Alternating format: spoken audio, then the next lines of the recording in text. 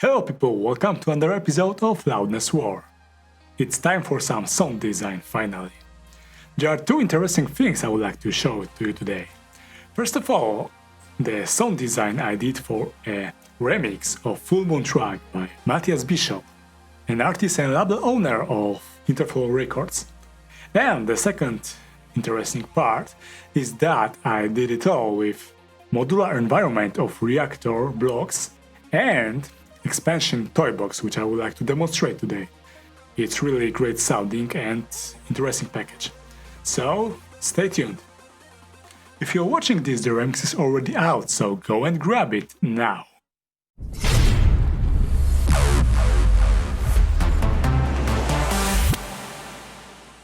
First of all, let me explain what was the idea behind this remix. The original is, let's call it trance, progressive trance, commercial trance. But for the remix, I took inspiration from old school vibes of funky or progressive genres. This kind of stuff we were making like 2 decades ago with very limited tools. A single mono synth with 1 or 2 oscillators, low pass filter, and that's it. And as it turns out, the simple solutions are often better. You don't need all the modern workhorse synths with tens of layers, modulators, wavetables, all that stuff. A single square wave can do the job. So let's dive in. Let's start with this old school funky bass line, which is nothing else but just a square wave. Let's hear it. This is dual synth from Toybox package with a square wave, only one oscillator playing, and I assign some slow LFO to pulse width modulation here with warp control. And that's it. It's playing 8 notes, and there's a low pass gate which acts both as a low pass filter and amp envelope. Now the secret to the quality of the sound is the tall chorus. Without it, it's very sharp square. And now it's detuned and kinda phasey. I set up instrument track with some extra modulation, decay, which increases the length of the sound, opens up the gate just like that, and there's a second LFO, pulse width modulation LFO, which adds this detune. This is very popular in all kind of progressive music, and especially in Cole Hayward label, which you may be familiar with. At least that was my first idea.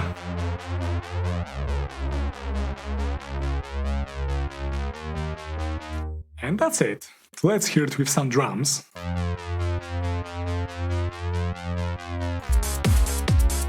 Classic, as simple as it gets. There's also some extra sidechaining enforced by Shaperbox, which ducks low end. In final production is actually much deeper sidechained. But that's all. Next one is called Square Lead. It's again square and there is nothing more to it. Let's hear it. Just watch this, this is square wave. With pretty much no modulation. I've got this macro increasing pulse width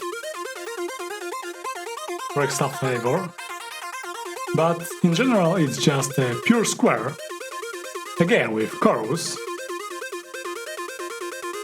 This adds a lot to it,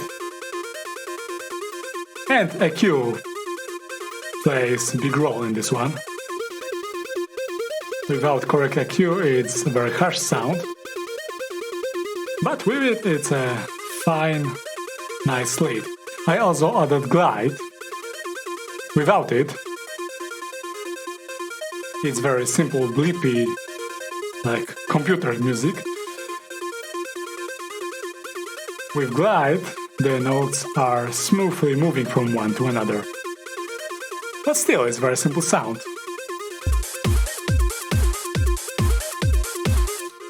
But nonetheless, it works. Now, the cool thing is that Toybox package features polyphonic modules, like this Supersaw Synth here, so it can play chords. Let's hear it. And it already sounds great. No filtering. I just stripped low end for this context. And of course there is some creative EQ going on here, which makes it brighter, but there is nothing else to it. No reverb in this channel, no chorus, nothing. Only transient shaper. And it sounds great out of the box, so to say. Let's hear that in a context.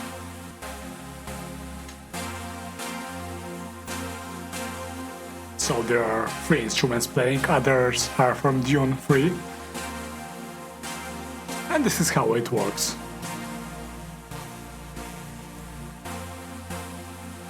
It is surprising to find so great sounding Supersaw in a modular environment. I tell you, go try Toybox. Now things may get a little bit more interesting with this FM bass. Again, this uses FM Synth from Toybox package and extra resampler for that bite and grit. The cool thing about FM Synth in Toybox is that it's so streamlined, everything is right here. We've got ratios, ratio of 1, 1.5, 2, and 1 again. But we can tune them to some specific intervals, like 1.5 is a fifth. Then we've got different wavetables. It's actually warp here.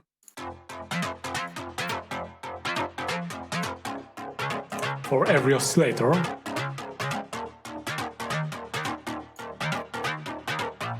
We've got low pass gate on every oscillator.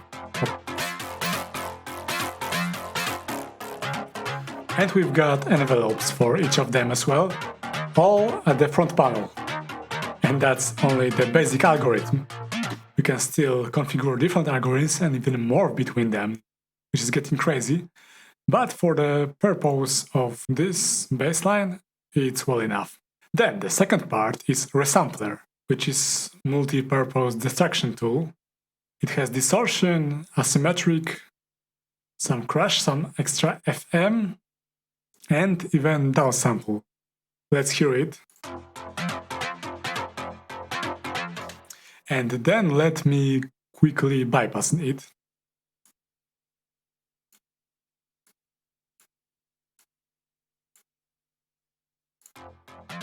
It's quite alright.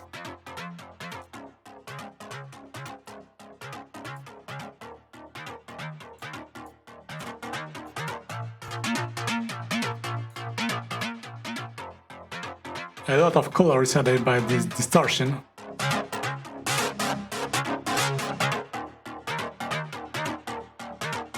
Which again has multitude of modes. Overall, I really love this resampler. Use it now pretty much on every sound that needs extra bite and grit, or just color shaping. Now let's inspect the effect chain. Equalizer makes it much sharper. Transient shaper, which adds a ton of the dynamics. Chorus, to make it wider. Reverb, around from native instruments, to add some depth. And there is Imager, to control stereo white. As you can see, I am using the same effects every time, and it yields great results. You don't need hundreds of different FX processors, compressors, and what the hell. Just use your favorite tools that do the job. Now, it's another seemingly simple patch, which however can only be done in a modular environment. Namely, we've got two MIDI inputs that read notes from two different channels. This one from channel 1 plays bass line, while this one from channel 2 plays the melody. Let's hear it. And then this feed two different oscillators, and the oscillator, this second one, is FM'd by the other. So the bassline oscillator is frequency modulated with melody oscillator, which creates this distinct FM sound. Surprisingly, this works very well with both melody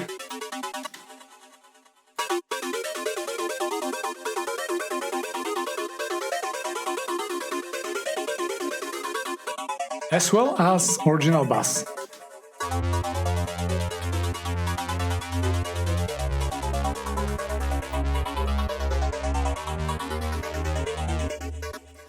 As what we do here is to combine frequencies of both oscillators and create these inharmonic sounds which still go in tune with another simple, straightforward and harmonic sounds from melody and bass.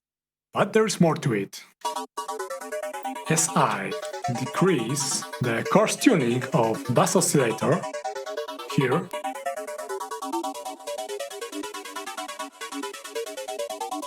its pitch falls apart.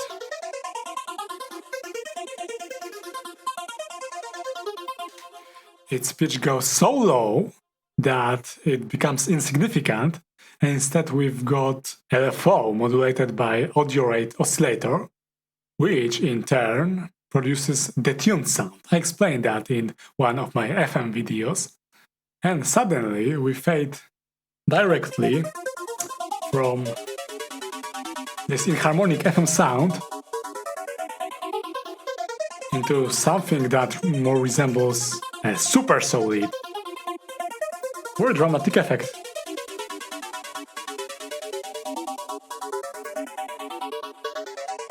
Then we've got FM amount to change the color or filtering effectively.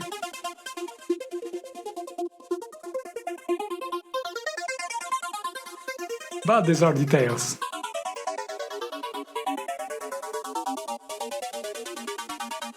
I'm sure you wouldn't expect a Supersaw from a FM Synth, but as it turns out it's possible and adds great dramatic effect. Now there is another approach to synthesis, West Coast synthesis, represented by this model from Original Blocks. I think it stands for Dual Waveform Generator, and I use it for this lead. Now, instead of layering tons of sounds and modulations and whatnot, envelopes, LFOs, none of that is here. Two oscillators modulating each other, cross-modulating, and additional timbre control, which is a multi-purpose wave shaper. I mapped that to these controls in instrument track. Let's hear it. Pulse wide. This is pretty simple. Symmetry.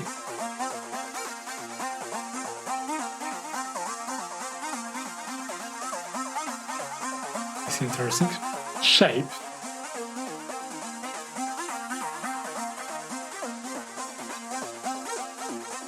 And wavefold. For this extra grit or brightness. And this can be operated live, as you see fit.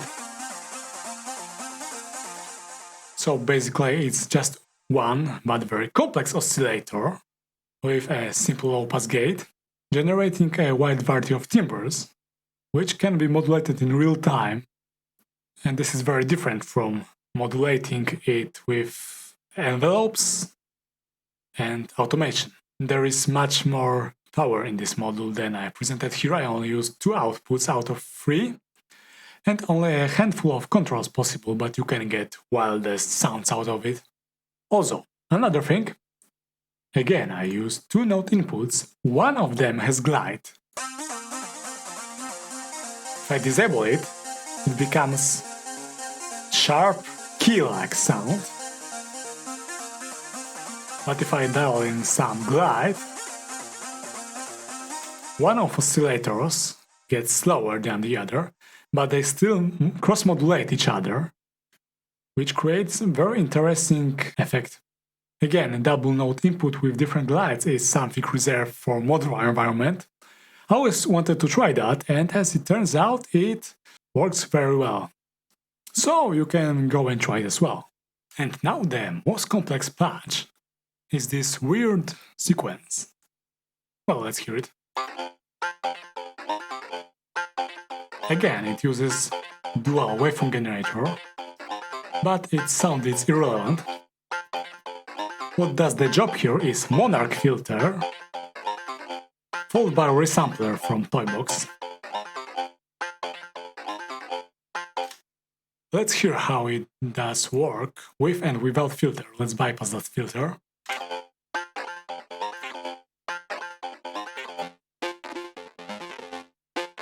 If I bypass this bandpass filter, well, the sound is terrible in fact. So the filter does the job. Interesting part about Monarch filter, it has this additional load or bias and feedback controls. Without them, the resonance is killing it, as we are getting this very sharp resonant peak. However, if we feed filter with some extra signal and overload the resonance, it suddenly becomes very interesting and adds a lot to it. It's a very subtle modulation. The second step is resampler. Let's bypass it again.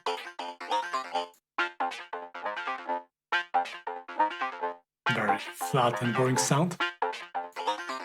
What I did here is actually downsampled the original signal, so its spectrum ends at about 5 kHz, and everything higher than 5 kHz that you hear is a product of aliasing. I've got that mapped to instrument track, filter, but also don't sample.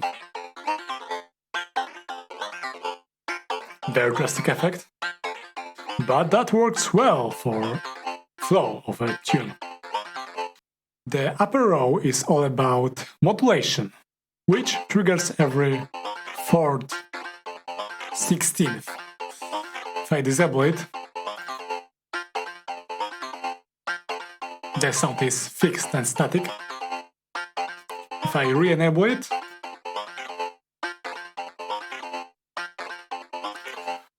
we are getting an accent every 4th note, so that's cool. Well, now the great thing about that sound is that it's bandpass signal. Let's hear that and see that. So that goes well with drums, which are low and high frequencies.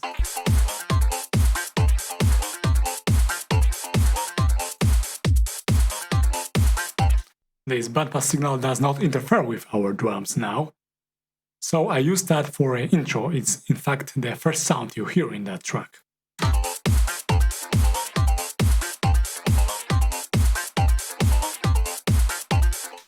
And it's very funky, this crazy modulated bypass filter.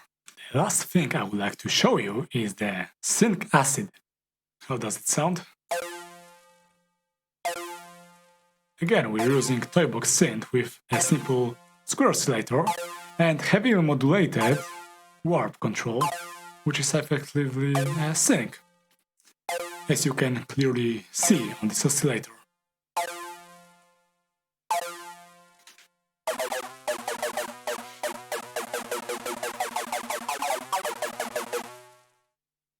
Well, it's a very harsh sound on its own, so I made an effect out of it. Here. I took that sample, playing 16 notes, reverted it in time, then duplicated 4 times and added some tail, just like that.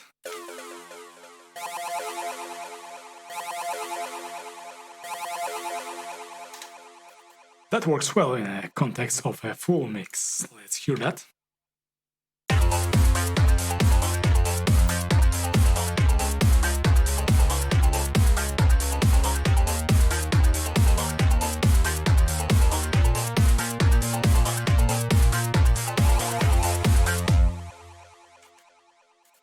Let's hear that in a context of full track.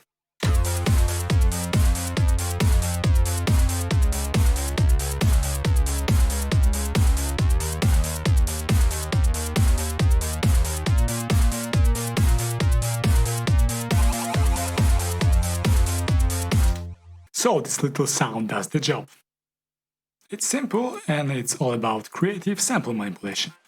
Okay, that's all for today. I show you quite a number of different cool patches made with Reaktor Blocks and Toybox expansion. You can download the racks from a link below. If you like the sounds, subscribe to this channel for more cool stuff.